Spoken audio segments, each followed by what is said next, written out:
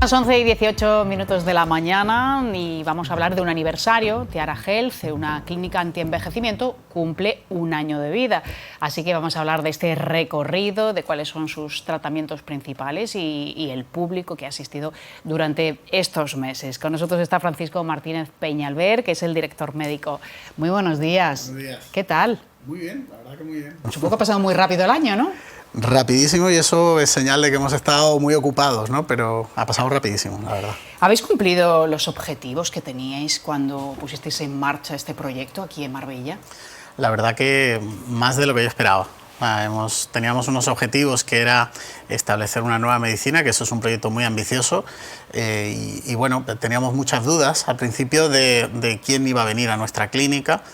Y la verdad que apostamos por Marbella, y lo dijimos hace un año en la entrevista que tuvimos, porque yo creo que es el sitio ideal a nivel mundial para envejecer, y nos hemos encontrado con que el público local ha sido mucho más numeroso que la gente que venía solo de paso de vacaciones, y ese era uno de nuestros primeros objetivos. Luego, en cuanto a número de pacientes, hemos superado las expectativas, y la verdad que ha sido un año buenísimo en ese sentido. ¿Cómo se acerca el público a esta medicina preventiva? No esperar que te ocurra algo para tratarlo, sino trabajar de manera anticipada. Pues como te decía, ha habido muchísima gente, vamos, un 65% de nuestro público es local, y eso ha funcionado muy bien en el boca a boca. Tenemos una oferta sanitaria, también lo decíamos el año pasado, somos la tercera ciudad en España en cuanto a facturación de medicina privada. Tenemos una medicina privada fantástica, una medicina pública buenísima, pero ese gap de ir a la clínica para no ponerse enfermo lo hemos cubierto, y el boca a boca ha sido espectacular. Tenemos lo que llamamos terceras y cuartas generaciones de pacientes, es decir, yo he ido, me ha venido bien, se lo he dicho a otro, ese otro se lo ha dicho a otro, y vamos ya por cuarta generación de pacientes. Cuando se acercan, ¿tienen claro los tratamientos? ¿Saben exactamente qué van a encontrar, o de alguna manera, bueno, pues se dejan llevar por vuestro conocimiento, por el trabajo que venís realizando? Hay de todo. Hay gente que realmente le han contado, pues yo he ido aquí y me he encontrado bien. Y ese es el boca a boca que siempre funciona. Claro. Y luego nos encontrábamos con los pacientes extranjeros que venían, como decimos en Andalucía, a pecho descubierto. Venían, hágame usted lo que usted quiera. Nosotros intentamos siempre customizar, individualizar nuestros chequeos, hacer el chequeo para ti. Y eso hay gente que lo ha entendido bien, y ha habido gente que decía, no, no, doctor, hágamelo todo. Y bueno, ha sido divertida esa experiencia. ¿Cuáles son los tratamientos más destacados, los que mejor os funcionan? Pues mira, nosotros ha crecido muchísimo la cámara hiperbárica. Tenemos una cámara hiperbárica que ha ayudado a mucha gente este año en Marbella, gente que tenía úlceras que no se cerraban de ninguna manera después de la cirugía, o gente que conocía la medicina hiperbárica y cuando se ha operado enseguida ha venido a darse sesiones con nosotros, gente que tenía síndromes post-COVID, con fatiga crónica, la verdad que ha sido espectacular. Luego, hace unos meses, incorporamos la neuromodulación, que es un tratamiento muy innovador, que lo que hace es que, igual que cuando vamos al gimnasio, entrenamos nuestros músculos, la neuromodulación entrena nuestro sistema nervioso, tanto el central como el periférico, de tal manera que si alguien tiene problemas de sueño, tiene compulsión por la comida o tiene compulsión por fumar, el NESA, la neuromodulación, lo que hace es entrenar al cerebro para que se controle cuando vea esos impulsos. Eso también, en cuanto lo incorporamos a nuestro tratamiento, creció de manera exponencial. Y luego, por supuesto, gente que ha venido porque la menopausia o la andropausia estaba haciendo estragos, y que han venido y han recuperado bastante de lo que habían perdido por el declive hormonal. Afortunadamente cada vez se habla más de este periodo de la vida que antes, bueno, se tenía un poco debajo de la alfombra. Claro, tú imagínate, estamos hablando en el caso de la menopausia de la mitad de la población, y vas a explicarle a tu médico los síntomas que tenías, y el médico decía, bueno, esto es lo natural, ¿no? Entonces nosotros le explicamos a la gente que hay dos maneras de afrontar el envejecimiento, una que es la manera natural, que es padeciendo todos esos síntomas, otra que es la manera saludable, que es obviando esos síntomas, o por lo menos haciendo que remitan lo máximo posible. Claro, es que queremos cumplir años, pero estando de una manera, claro, saludable en el mundo, y no cumplir por cumplir, ¿no? Claro, la idea es que nos muramos cuando nos tengamos que morir, pero con nuestras capacidades cognitivas a tope, disfrutando de nuestros amigos, lo que hablábamos antes fuera de cámara, de nuestros amigos, de nuestra vida. Vivimos en un sitio paradisíaco. Yo siempre a los pacientes que tengo que son jugadores de golf, lo que les digo es que van a poder estar jugando al golf hasta que los 95 años, si están todavía aquí con nosotros, hasta los 100 años. Ese es el objetivo. El día que tenga que pasar, que pase, pero con nuestras capacidades físicas y cognitivas a tope. ¿En qué habéis invertido especialmente en maquinaria vuestros esfuerzos? Pues nosotros, para esta medicina de longevidad, esta medicina de precisión, hace falta una maquinaria que no suele haber en otros centros sanitarios, que es costosa. Sobre todo nos hemos centrado en el diagnóstico, porque viene gente ya donde el proceso de envejecimiento ha comenzado y nosotros queremos marcar una referencia, es decir, pues usted ha venido, el primer día usted estaba aquí y hemos conseguido llevarle aquí. En ese aspecto, el otro día comentaba con un amigo que no está definido en longevidad, no existe oficialmente, pero hay una cosa que es el efecto Lamborghini, ¿no? Que nosotros lo vemos en nuestros pacientes, que es que cuando les cambiamos la vida con nuestra propuesta de tratamiento, la siguiente visita es como si se hubieran comprado un Lamborghini. Yo no me he comprado ninguno, pero entiendo que el primer día que lo tienes, lo enciendes, escuchas el motor, te vienes arriba y se te ponen los pelos de punta, pero cuando llevas 6 meses con ese Lamborghini, pues como te has acostumbrado a él, ¿no? Nosotros, ese ha sido un trabajo, sobre todo ahora ya de los chequeos de revisión que vienen a hacer, donde con números les demostramos el cambio que ha habido este año. Y vuelven a renovar ese efecto Lamborghini porque dicen, jolín, hay indicadores de calidad de vida. El otro día un paciente que decía que no, que se sentía como al principio, digo, no, en sus indicadores de calidad de vida que usted ha escrito tenía 66 puntos y este año tiene 102. Entonces retoman esa fe en el proyecto de longevidad en el que están metidos. ¿Se llegarán a popularizar los test genéticos para que realmente sepamos qué enfermedades vamos a ir desarrollando? Porque ahora, bueno, podemos conocer determinadas pautas, ¿no? Pero bueno, son al final pruebas más caras que no se hacen en todos los lugares. Al final sí, porque la inteligencia artificial ha entrado de lleno en estos temas. El otro día había una conferencia de un señor americano que se llama Tony Robbins, que es un comunicador excepcional y que ahora se ha asociado a temas de longevidad y que explica las cosas muy bien. Y él hacía, en cuanto al tema de genética, hace 5 años hacer un genoma completo, no un test de los que podemos hacer en una clínica, costaba unos $100.000. Ahora cuesta, 5 años después, 25.000. Probablemente dentro de 5 años hacerte tu genoma completo cueste 5.000.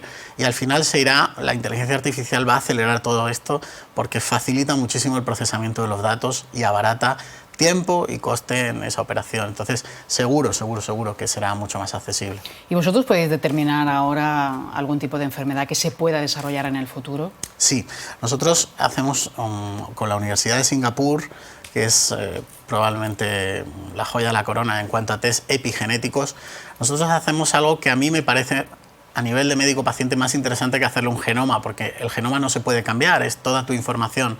Nosotros hacemos epigenomas, epigenética, de todo el genoma, con tus hábitos de vida, qué es lo que tus genes están reproduciendo. Y eso sí se puede cambiar. Hay genes buenos, genes malos. Si usted sigue con este hábito, solo va a expresar los malos y van a aparecer enfermedades.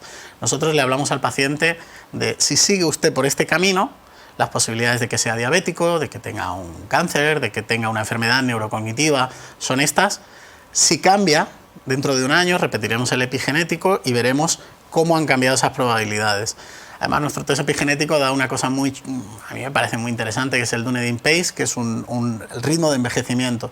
Y es muy visual. Poner una tortuga y un conejo y un indicador. ¿Cómo está usted envejeciendo? ¿A qué velocidad? ¿No? Entonces, da un número concreto, pues por cada año de vida que pasa, usted está envejeciendo 0,6 años. Lo está haciendo bien. Por cada año de vida que pasa, usted está envejeciendo 1,5 años. Tenemos que cambiar algunas cosas. ¿Cómo podemos cuidar de nuestros telómeros? ¿Qué podemos hacer nosotros? Pues básicamente hacer las cosas bien en cuanto a nutrición. Y hacer las cosas bien en cuanto a nutrición o en cuanto a ejercicio, yo siempre digo que cuando hemos aprendido a conducir hemos ido a una autoescuela, siempre. Porque yo tengo muchos pacientes que me decían, no, yo voy al gimnasio y yo sé lo que tengo que hacer. Oiga, no. Hay señores que saben lo que usted tiene que hacer y el ejercicio debe ser individualizado. Y el que me viene bien a mí no te viene bien a ti. y en cada momento de la vida hay un ejercicio para hacer. Antes de los 40 años se recomienda el cardio, después de los 40 años suele ser más beneficioso el ejercicio de fuerza. Hay que hacer bien el ejercicio y hay que hacer ejercicio. Oiga, mire, a mí es que no me gusta hacer ejercicio. Ya, yo siempre pongo el ejemplo de que a mí no me gusta pagar en junio la renta y la tengo que pagar, ¿no? Y luego con la nutrición es igual. La nutrición es un aspecto que hay que personalizar al máximo, porque cualquier vivencia puede afectar a tu flora microbiota y la flora microbiota afectar a lo que absorbemos. Entonces es importante tener, como tenemos nosotros, un equipo de nutrición que lo que hace es ir al detalle máximo con cada paciente. Que al paciente luego también le gusta. Dice, jolín, mi plan de nutrición, mi plan de entrenamiento es personalizado y veo estos efectos. Pero es cierto, como dices, que no se va tanto al nutricionista como haría falta, quizás para perder peso o para otro tipo de problemas, pero hay muchas personas que tienen problemas intestinales, de hinchazón. Sí, pero hay que cambiar la idea del nutricionista para perder peso. La palabra dieta hay que condenarla. Oiga, mire, si usted hace una dieta, cuando la termine, por definición lo va a volver a recuperar. Lo que hay que hacer es cambiar hábitos y detectar dentro de los gustos que tiene cada persona. Es que cada persona es un mundo, es que cada persona... No, mire, yo no puedo pasar sin ir los domingos al cine y comerme un bol de palomitas y unas chucherías. Bien, pues el resto de la semana vamos a adaptar la dieta para que eso no le haga mucho daño. Lo que hay que quitar es la idea de dieta y cambiarlo por adquirir hábitos saludables de nutrición. Otra de las patas importantes es el sueño. Bueno, es básico. Fundamental. El sueño es el momento en el que nuestras neuronas, digamos que sacan la basura a la calle. Y si esa noche no pasa el camión de la basura, la diferencia es que la basura al día siguiente no la van a poder sacar. La neurona la mete para adentro y se la queda, con lo cual envejece y se oxida más rápido. Los procesos de sueño son ahora mismo una de las patas integrales de nuestro abordaje del envejecimiento y además la conectamos con el ejercicio y la conectamos con la nutrición. Todo está interconectado. Entonces, uno de los principales valedores del sueño, que es la serotonina y el metabolismo del triptófano, está directamente relacionado con la nutrición. Y por eso nuestros planes son muy personalizados, y no me cansaré de decirlo, pero a la vez hacen que el paciente note... Le decimos cosas que él no nos ha dicho muchas veces. Le decimos, pues seguro que esto... Pues esto no se lo he dicho. Está todo conectado. Y qué poco se cuida del sueño, hasta qué horas te quedas pues, viendo la tele o con el móvil. Las pantallas. Las pantallas, que son terribles. Sí. Bueno, ¿dónde queréis ir el próximo año? ¿Cuál es vuestra meta ahora? Bueno, ya tenemos en obras, hablábamos hace un año, he visto nuestra entrevista hace un año, y yo decía, jolín, qué osado que te dije, no, a final de año estará abierto. No, las obras tardan muchísimo, pero Lisboa, antes de que acabe este año, sí o sí estará, vamos, ya estamos empezando la selección de personal para la clínica de Lisboa. Y en Arabia igual, en Arabia, en el norte de Arabia. ¿Dónde? En un sitio que se llama Alula, que es un oasis que hay en el noroeste de Arabia, que es un paraíso, es un auténtico paraíso, y que literalmente esta mañana me mandaban fotos y ya se está aplanando el terreno donde va nuestra clínica. O sea que muy buenas noticias, expectativas muy positivas y en crecimiento.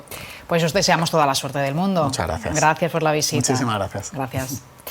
De salud, de antienvejecimiento, vamos a pasar a hablar de filosofía, algo muy importante también para nuestras vidas. Lo vamos a hacer con Víctor Ballesteros, que es docente y autor de La vida pensada. Hola, muy buenos días. Buenos días. ¿Qué tal? Gracias por atendernos, porque bueno, te falta un ratito para entrar en clase, ¿no? Y bueno, en 10 minutillos, 15 tengo que estar empezando un examen, pero bueno, estoy aquí en un laboratorio solo, así que muy bien. Bueno, no te vamos a robar mucho tiempo, queríamos hablar de este libro, de este manual. ¿Cómo va a ser el acercamiento? Porque es cierto que la filosofía muchas veces se utiliza como una materia de clase, a veces un poquito alejado. ¿Cómo hacerla de manera que no sea un manual y que sea atractiva? Bueno, yo creo que lo primero que hay que hacer, si estábamos hablando antes de la salud del cuerpo, ahora nos toca hablar un poco de la salud del alma, ¿no? Y en cierta medida empezar a conectar a través de cómo nosotros podríamos orientar nuestra vida, cómo nosotros podríamos repensar en cierta medida, ¿no? Cómo estamos haciendo nuestra vida y de qué manera podríamos empezar a especular. Bueno, pues hay cosas que no estamos haciendo bien, ¿vale? Y ahí tenemos cuestiones morales, por ejemplo, hay cosas que podríamos pensarlo mejor en términos de comunidad y ahí hablamos de cuestiones políticas. Bueno, yo creo que estábamos estructurando ese libro en base a esas preguntas que yo creo que son capitales y que, bueno, que al final nos acompañan gente tan importante que las hemos visto en bachillerato, en el COU o cuando tocara, ¿no? Que, dependiendo de cómo llamáramos esa etapa, pero creo que son importantes. Entonces, en torno a esas preguntas y esos grandes autores y autoras, pues he intentado estructurar un manual para la vida, que no, algo así más o menos. Claro, para la vida, ¿no? Al final para aprobar una asignatura, ¿no? ¿Qué importancia tiene hoy la filosofía en la educación secundaria y cómo te enfrentas de alguna manera a ese reto de enseñarlo?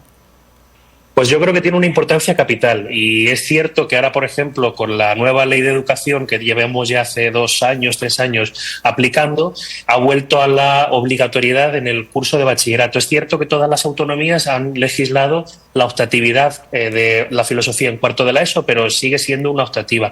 Entonces, bueno, yo creo que al final sí que tiene cierta participación en lo que es el currículum de secundaria. Es cierto que es mayoritariamente en lo posobligatorio, pero bueno, yo creo que tiene buena representación en general y lo cierto es que me enfrento a ella pues intentando tocar la vida de cada alumno, intentando tocar pues cuestiones que les parezcan importantes. Al final, por ejemplo, que de hecho muchos ejemplos salen también en el libro, ¿no? Me ha servido muy bien para estructurar los capítulos. Al final a un chaval a lo mejor es cierto que le podemos intentar interpelar la vida en torno a pues cómo fue, por ejemplo, el maltrato de la comunidad judía a lo largo del siglo pasado, pero si lo intentamos estructurar en torno a una cuestión que les queda más cercana, como por ejemplo el bullying, bueno, yo creo que podríamos empezar a tocar por ahí.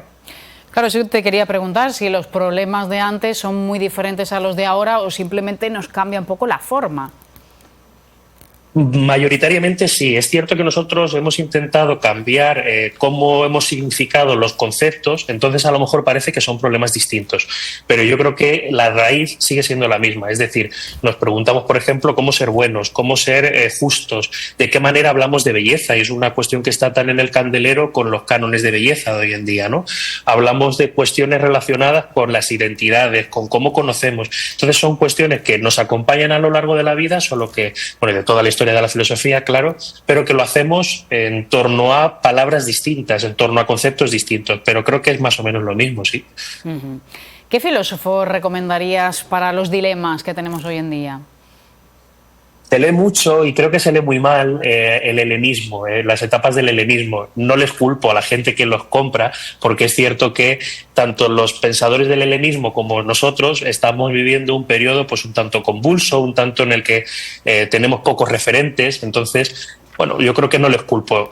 Podríamos empezar a leer, yo creo que por un Epicuro, por Séneca, pero intentando leer las obras clave, no esos manuales que encontramos en librerías de sé un escéptico, sé un estoico, No, yo creo que podríamos intentar acercarnos. Hay obras muy buenas de divulgación que podríamos empezar a acercarnos a esos autores de la antigüedad clásica, romana. Yo creo que sería muy buena lectura. Sí, al final también es saber qué leer y por dónde conducirlo, ¿no?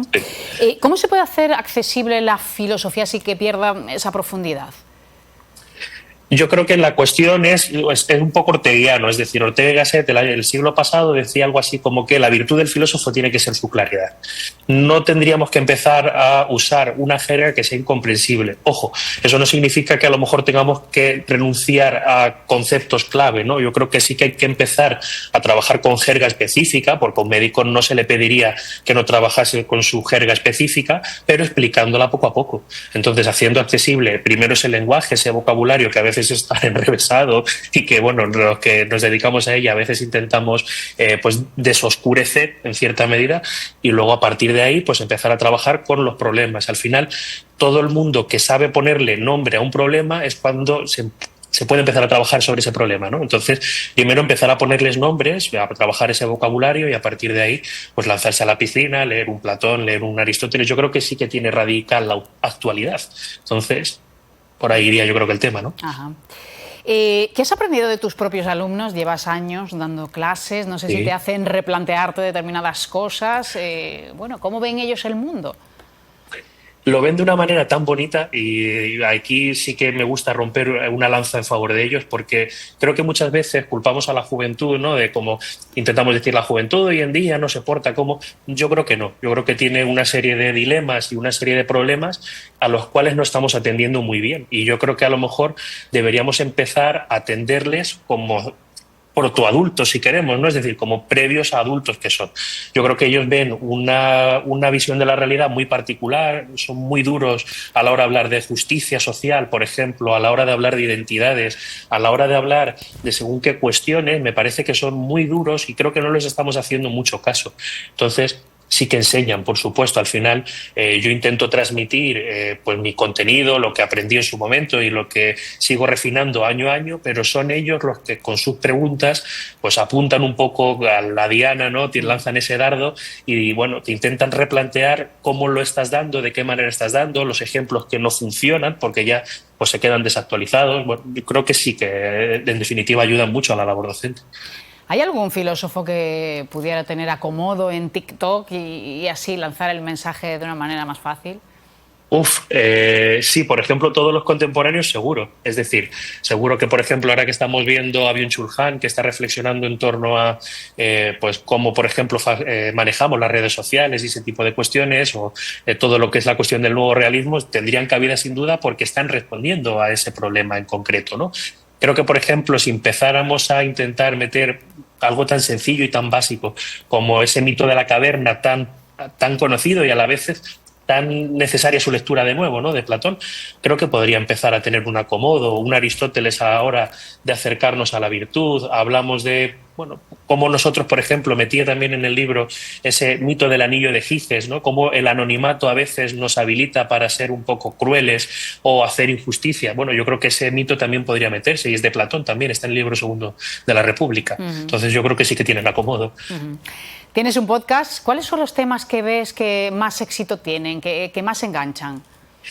A ver, la cuestión es que el podcast es los resúmenes de bachillerato. Entonces el episodio de Platón es el más escuchado por mucho porque es el primero. Entonces ellos como que toman ese aperitivo y a partir de ahí empiezan a trabajar. Sí que es cierto que hay gente que consideraríamos más grande, muy entre comillas, que sí que tienen cierto nivel de escuchas. Hablamos de un Kant, que es a veces muy difícil de comprender.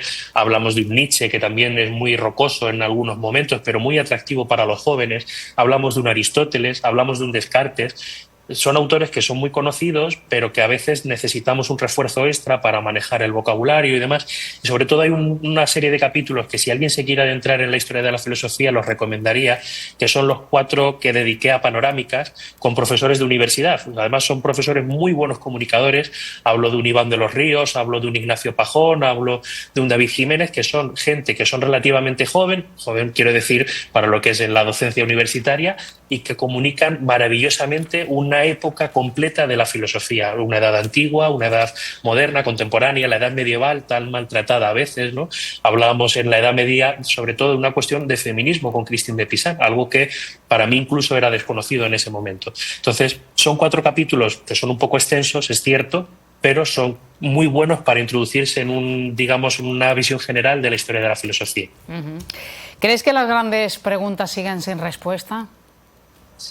Y es bueno que sigan sin respuesta durante mucho tiempo. Es decir, es probable que a lo mejor nunca tengamos una respuesta definitiva acerca de lo que es el bien o de lo que es la belleza o la justicia, pero eso no significa algo malo. Yo creo que, en el fondo, no tener una respuesta definitiva sobre el bien nos acerca cada vez más a una visión más perfecta de lo que es el bien. No tener una respuesta cerrada acerca de lo que es la justicia nos acercará cada vez más a lo que es la justicia. Si nos hubiéramos quedado con la justicia griega, pues hoy, por ejemplo, la democracia sería muy distinta. La democracia griega, recordamos, que solo participaban los varones adultos y ciudadanos, es decir, quedaban excluidos muchísima gente. Entonces, bueno, yo creo que es un mérito que sigamos perfeccionando cuál es la idea del bien, la justicia, qué hay después de la vida, si lo hubiera, cómo intentar dotar de sentido a la propia vida. Bueno, yo creo que son cuestiones que se tienen que quedar sin respuesta definitiva para seguir perfeccionando. Bueno, y ahí estamos en el mismo punto, como vemos. Víctor Ballesteros, muchas gracias por atendernos. Muchísimas gracias, Eva, un placer. Gracias, un saludo. Un saludo. Pues una herramienta, desde luego, muy útil para acercarnos a la filosofía. Nos marchamos unos minutitos a publicidad y volvemos enseguida. Hasta ahora.